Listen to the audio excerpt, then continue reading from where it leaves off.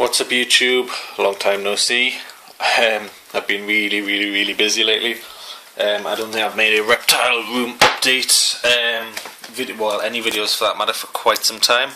I've been really busy working, and my little girl Hannah, she's been quite ill recently, so I've literally had no time to do any of these videos. But I've managed to snatch about half an hour or so what I've got free today, so I'm gonna give you a reptile room tour and talk about a new addition I have, what's been happening in my reptile life, and what's going to be happening. As you can probably immediately see, there's been a couple of changes here. But yeah, I'll get straight to it. I'll start as usual with Hunter here, the female bosque. She's getting on really well at the minute. There's been a couple of changes in her viv. She no longer has the big 3-foot cork box tube anymore. That is because I took it out in favour for all these smaller bits of wood. It just makes the viv look like it's got a bit more space inside. I am planning on making a new bigger viv for her now, because I think she's reached the limits of this one. But start over at the cold end here. I've given her a smaller water bowl because she doesn't really tend to go in it. She's normally just in it to defecate, and then that's pretty much it. A cork bark section which you can hide under and burrow under. She's got a massive log here which is a solid tree log which I've put in at an angle so she can get underneath and burrow underneath and whatnot, and also gives her something to climb on. I've given her drain pipe back, which acts as a pre-dug burrow, which is what she would live in or try to live in the wild if she was wild. I've also got another big bit of wood here which acts as a bit of a cooler basking spot for her. So not only has she got all her huge rocks as she's always had, she's also now got a bit of a cooler basking spot, still heated by the paws up there. Her substrate is a topsoil and place sand mix, 75 topsoil, 25 place sand. I did yesterday get a IP camera delivered, which I did have mounted up in the cold end over here, which I was going to purchase some hosting and get a bit of a Bosscam website, if you like, going. Unfortunately the IP cam came broken, but so that was a bit of a letdown, but definitely going to get one once that gets sorted out, once the refund comes through and whatnot. Yeah, going to get that sorted out, have the Bosscam website, and then if all goes well, because it's got night vision on and whatnot, the cam, might get some for the vivs up here, especially nocturnal guys, and the day gecko. I don't really get to see much of the day gecko, one, with work, and two, because it teleports across the room. But yeah, it's treat day, if you like, for Hunter. So I've got a chick up here for her when it comes off the bag. So yeah, I thought since I haven't done a video for a while, I will attempt to give her a chick. Now, she hasn't had chicks for a while, so this should be hopefully seen as a treat for her. And managed to get her gobbling it down. Let's see if I can get it to... I prefer to give her this stuff. I know she is probably too old for anything like this to happen, but I tend to give it on this bit of log here, so if she does manage to swallow down any soil, it would be minimal, as opposed to feeding her on this sort of ground. But yeah, she seems to love her chick. She's getting quite big now. She's about 2 foot easily, I'd say. So yeah, she's come along. She was captive farmed March 2011, so she's coming up to 2 years old now. She's doing really well. She is maybe a bit podgy, but still, I mean, it's nothing that she's not obesely overweight, and it's nothing that a bit of a diet can't sort out. But I mean, she seems to be enjoying her life at the minute. She's well, she's active, she's very what's the word? Very aware of what's going on. She's not just sitting in the same place all the time and just slouching her life away. So yeah, I think she's doing alright the size she is, unless anything massive deteriorates in her health. I think I'll just keep feeding her how I am. But yeah, she seems to have gobbled this down straight away here. I still find it amazing how they can get that down, because I managed to catch my fingers with the claws on those chicks, and they are quite sharp. It's amazing that they can actually swallow it down without doing any internal damage or external damage to their eyes and things. But yeah, I think she's pretty much polished that off. A few more gobbles, I think that'll be pretty much gone. And despite all my best efforts, she has still managed to put it in the dirt. So yeah.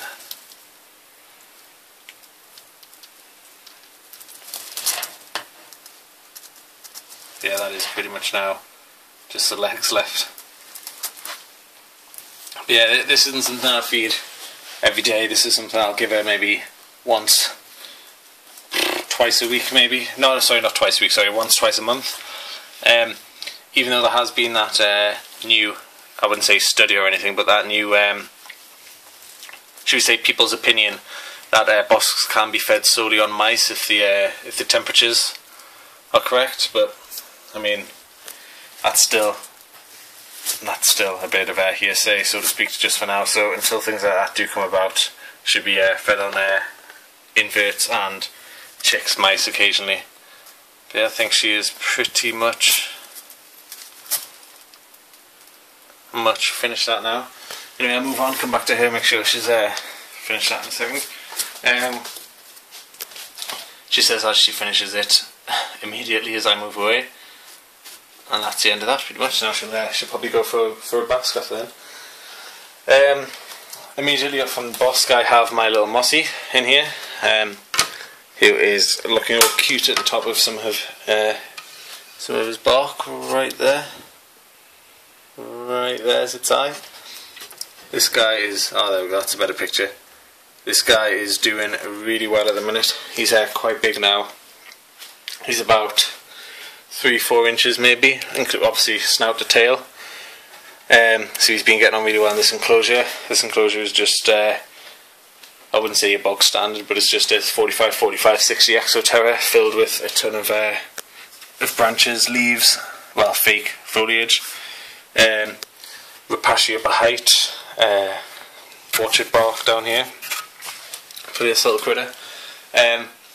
He seems to be doing, like I said, fantastically in here, and I've even seen him actually basking in the daytime on here, on these logs, which I think is quite amazing. It's always a good thing to see a nocturnal animal through the day, but he seems to be getting really well. I did get him sexed, and he is looking male, which isn't a massive disappointment, I wouldn't say. To be honest, I wouldn't say it was a disappointment at all. But yeah, it's nice to actually know the sex of animals, so you can stop calling it and all that. And yeah, as we can see now, she's completely finished that chick. Oh, polished that off, no problem.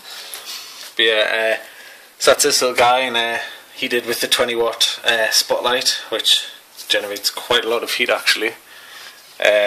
Just enough to keep the Exoterras nice and warm through the day, especially now with the crappy weather that we're having.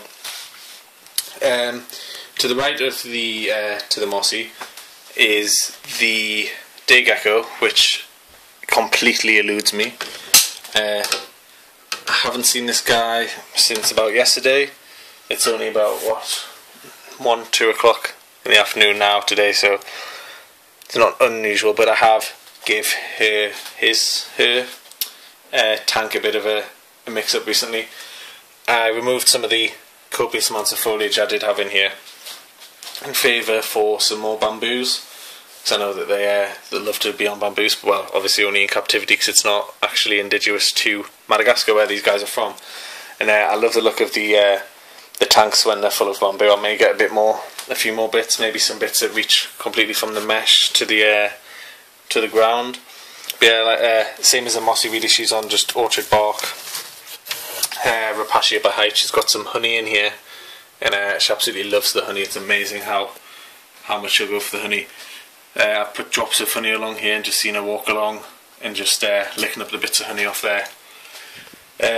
It's fantastic. It's great feeding the animals things that they're not usually fed in captivity. Things like honey. I know that they eat tree sap as well. And I think it's just great to see how they react to food that they actually like that they haven't had for a while. For example, the bosque down there with the chick. This little guy up here with the honey.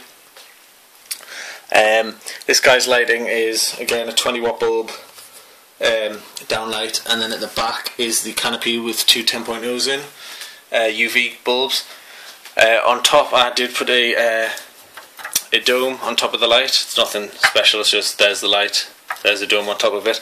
That does tend to put a bit more heat in here because obviously they need a slightly bit higher temperature ambient than the nocturnal guys on the right and left. To the right of the day gecko, I have my little cresty. Well, I say little.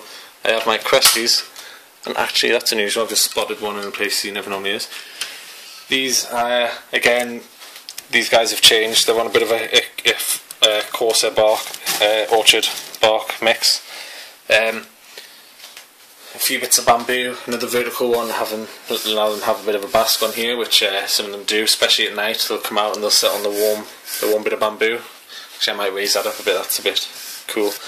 But yeah, fake vines, fake plants and whatnot. There's tissue paper at the top there, and that's to stop the bloody crickets going down the back of the Exoterra background and making that stupid chirping noise all night. Oh, my life.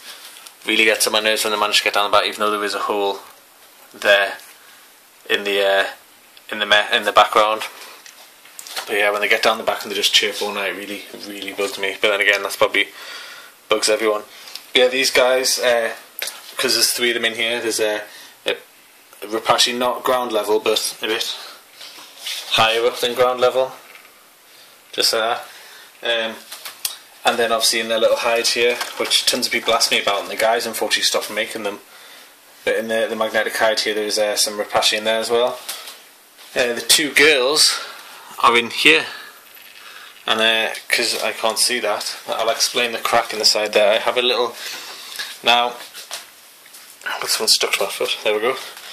Now, despite what people say, this little red light here, it's just a little, well, it's just a little red light.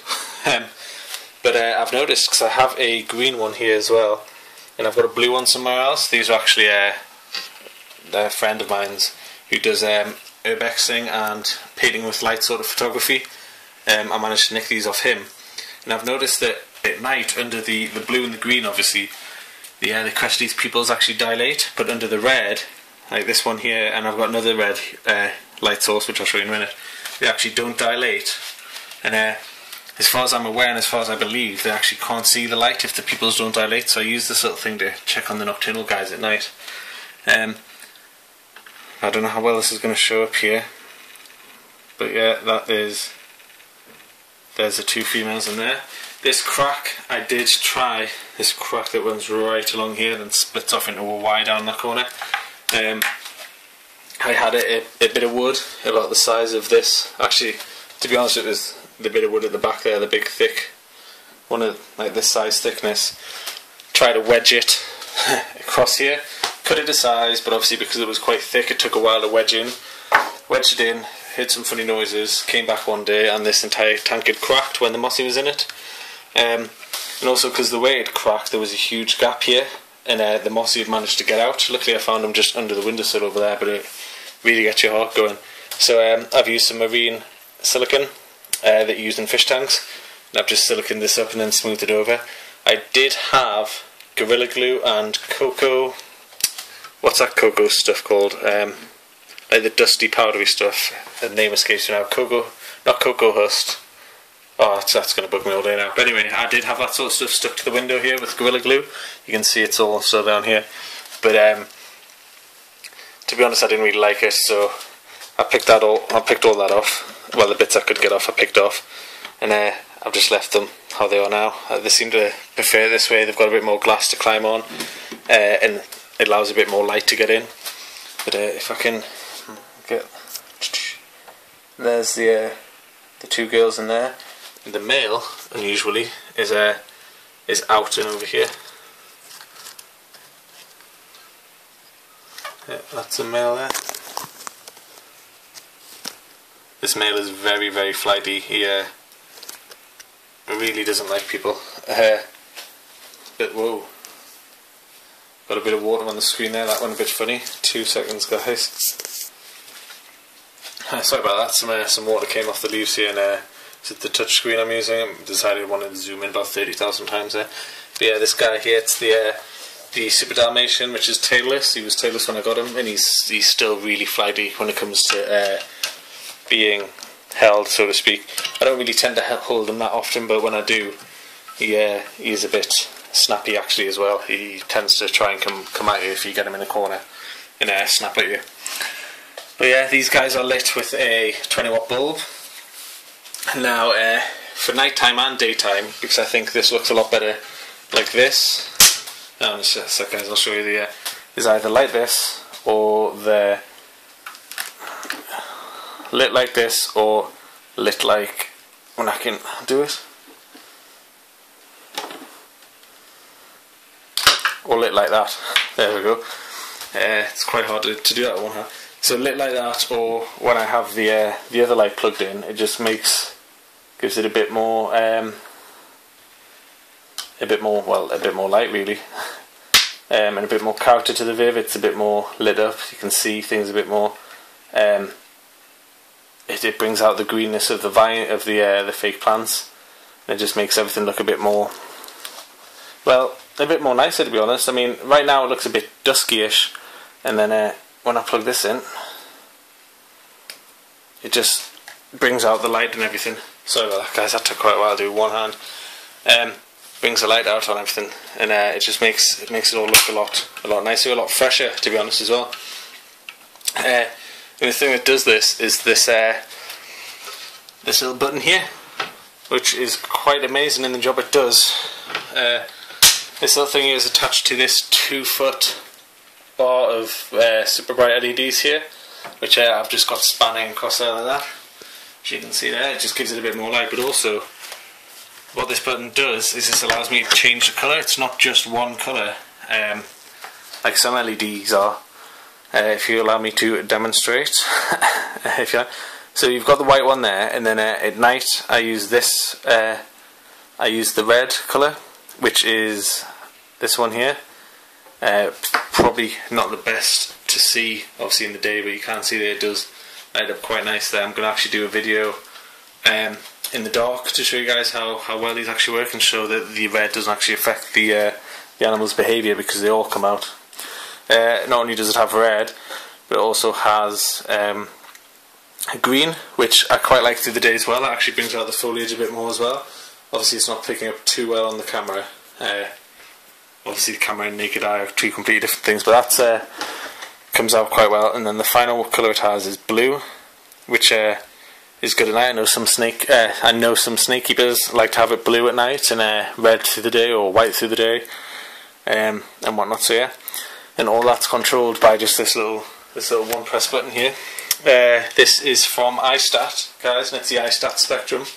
What I'm going to do for you guys, I'm going to leave a link in the description if you guys are interested in this, because this is ridiculously well priced for what it is.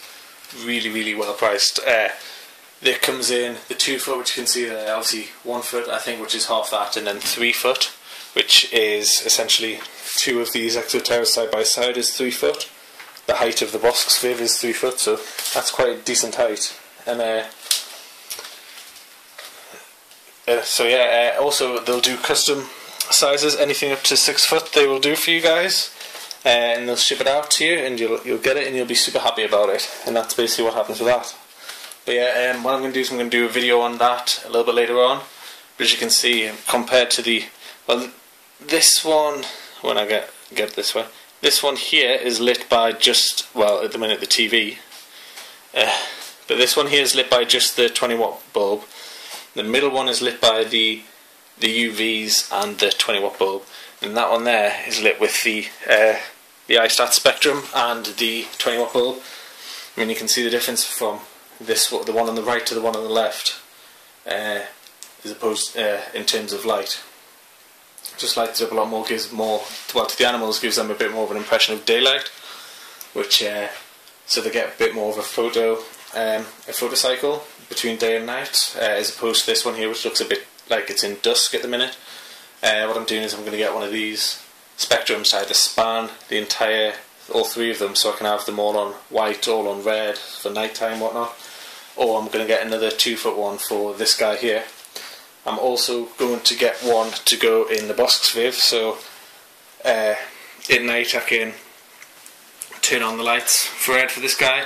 Also, there's been times at night when I've had to go in there to change the water when I've come back from work and the lights have gone off. And all my switches and sockets are behind the safe here and everything all down there. And on timers, and it's awkward getting around there to switch them on as this. A push of a button, I've got white light, it's not going to affect the timer. With it being a digital timer as well.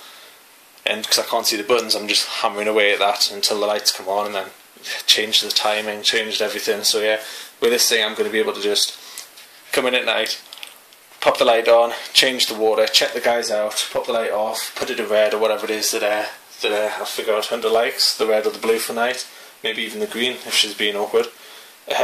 See what she likes there, and set that tonight. Now I also have, in this little wine cooler here, I have some Cresty eggs, which are literally about a hatch. I shall show you guys one of which. This, believe it or not, is one egg, which I should be able to open with this. There we go. And as you can see, compared to my thumb, this is quite a big egg. Obviously perspective here is going to make a big deal if I do this or do further away, but anyway, you can see that's quite a big egg there. That is literally ready to pop anytime soon, hopefully. Get some nice little Cresties from this guy. But yeah, not only that, I have this guy's hatchmate there in the one to the right here. There, I think that guy's gone, unfortunately. I think that's died in the egg. Unfortunately, it's quite mouldy and dented. And in here I have some 2 eggs which I found last week or maybe the week before, which I'm not going to be able to get out here. Oh, there we go. There we go. There's two more eggs there. So hopefully going to get some more. Well, I say some more. Some little hatch and Cresties from these guys. All these eggs are thingied by these 2 girls here and fathered by this guy over here, sired by that the super doll there. Obviously I know, and it just hissed there for some reason. I know Cresties don't have that morph like Leos do. I can't remember the correct name now, but you could breed 2 buckskins and get a really nice red pinstripe Cresty, snow camo, something really nice like that. But then again, you could go out and buy spend £300 on a fantastic snow camo pair, and they'd have buckskins, so they're not actually gene morphic or whatever the word is. But yeah, as I was saying before, this is what Hunter likes to do, where she rests on the log, just like this, and she'll just happily sit here for quite a while. Obviously, she is still getting some heat from these guys, but it's not as intense as the heat that's on the actual baskin's plate.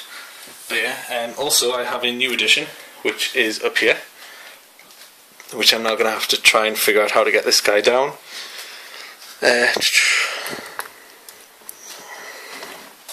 Without spilling the water or anything else for that matter.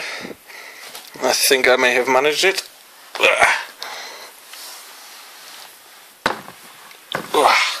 That's actually quite hard to lift with one hand.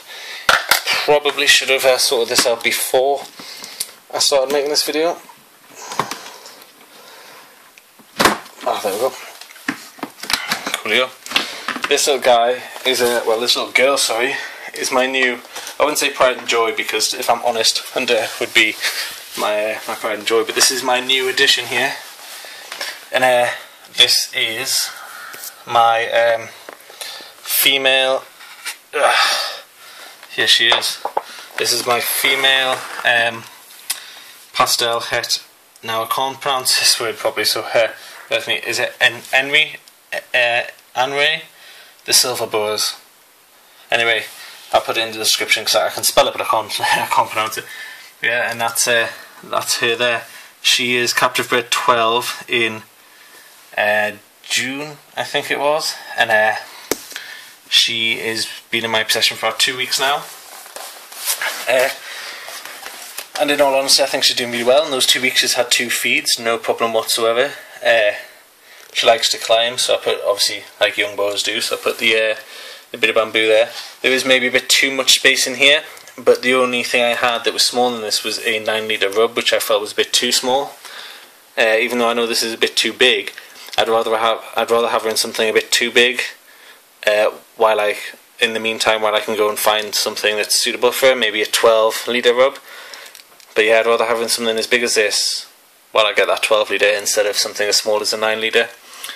I'd rather her have her freedom and a bit of a space to climb. But yeah, she's very alert, very, very nice, quite tame, he says, as he'll get bit. I've never actually been tagged by any of the snakes that I've had, which is quite worrying because I'm probably cautious about it now. And I have I wouldn't say a fear of getting tagged. It's just one of those things that no one likes to happen. I mean, if you've been tagged once by a massive 22-foot retic, you're not going to want to go and get tagged again, are you? But yeah, I'm really quite cautious about getting tagged. It's something I'm not overly excited about. But there we go, fantastic. Yeah, this is her here. She is really, really nice colours, obviously. She's got quite a lot of spots on her as well, which I quite like about her. I love the pattern on her tail. I just love everything about this girl, actually, to be honest. Very inquisitive about the camera, or my face, one of the two. Hopefully it's the former. But yeah, there we go. Fantastic temperament as well for quite a young boa. I know they're quite snappy, which is why I'm quite cautious, but she's never really snapped at me yet. She only struck at obviously food. She's a great strike feeder. She poos as well, fantastic. Don't know why anyone needs to know that, but yeah. She hasn't shed yet since she's been with me, but she did literally shed the day before I got her. So and I've had her 2 weeks exactly tomorrow, so nothing to worry about just yet on the shedding side of things. But yeah, she's gorgeous. I think she'll actually go on a bamboo and show us some really nice things, or just hang and drop when I put her down. Oh, there we go. Almost green tree python. Even though it's a boa, it's not green, it's not a python, but still. And she's going to get out.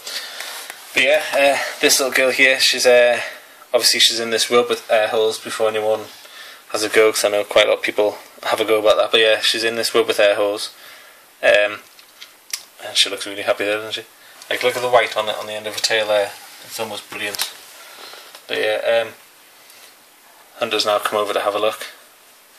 So yeah, I probably shouldn't put these two together for too much longer. Well, I wouldn't say together, but like this for too much longer. But yeah, she's in here obviously with a bowl. There's a warm hide, a cool hide, and a lid, which I'll put on now. Also, the thing I like about this box as opposed to the rubs is I can actually see through the front, which I couldn't really do with the Hunter's on the move now, which I couldn't really do with the rubs because I have all that writing on and the detail that makes them strong, which is obviously a good thing, but I couldn't really see that. I like to see my animals. But yeah, yeah, she's on there. She's got a heat mat, a studded heat mat obviously underneath her, and yeah, a water and a mice, and that's pretty much all she needs in once really. She doesn't ask for much, which is good, unlike some of the things that I have. But yeah guys, this video now is like 28 minutes long, 29 minutes. So what I'm going to do is I'm going to wrap this up, because no, my luck, YouTube aren't going to let me upload a video this long, so this will probably be subject to editing. But yeah, the next video I make I'll be putting up in a couple of days, and it'll be a review sort of thing, if you like, on the iSTAT spectrum up there. So yeah guys, until next time, I'll try and not leave it as long between videos. But yeah, until next time guys, thanks a lot for watching, and if you remember, the links for that for the spectrum are going to be in the description of this video. They also make pulse stats, which are really well made. They've got that LCD screen on them, which none of them, as it happens, offers at the minute, but they are fantastic stats. So yeah guys, I'd get hold of one of them if I was you. So yeah, I'll leave all the links in the descriptions for the spectrum and the stat. And until next time guys, thanks for watching. Hunter wants to say bye.